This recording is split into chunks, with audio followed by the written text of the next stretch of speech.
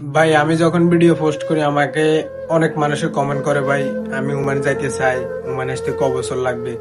যারা নতুন ওমান আসতে চা আপনি এসে কি হালে আছেন, আর এবং কি যারা নতুন আসতে চা আসলে কি ভালো কিছু করতে পারবো নাকি দেশে থেকে কিছু করতে, আপনি একটু বিস্তারিত বলেন। বর্তমান যুগে আসলে আমি এখন যে সিচুয়েশনে আছে বিদেশের পরিস্থিতি, ওইটাতে আমার মনে হয় আমাদের দেশ অনেক বেটার। অনেক বেটার আমাদের দেশে। আপনি যে টাকা খরচ করে আসবেন ওই টাকার ভিতরে আপনি অর্ধেক টাকা দিয়ে দেশে একটা কিছু করতে পারবেন।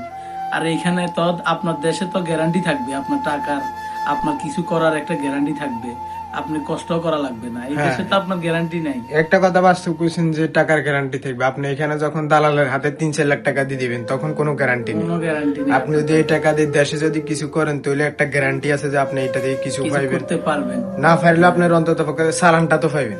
চালানটা অন্তত থাকবে, অথবা আপনি যে কষ্টটা করবেন এই প্রবাসে আসি ওই কষ্টটার হাত থেকে আপনি বাঁচবেন।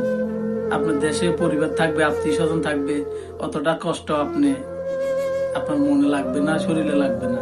আচ্ছা, তো সবাই বুঝতে পারছেন, নতুন প্রবাসী যারা আসতে চান আসার জন্য না করতেছি না, আসেন, কিন্তু সবকিছু যাচাই করে আপনাকে কাজ দিতে পারবে কিনা এরকম সবকিছু যাচাই করে তারপরে আসেন। দালালের মাধ্যমে আসেন না ভাই।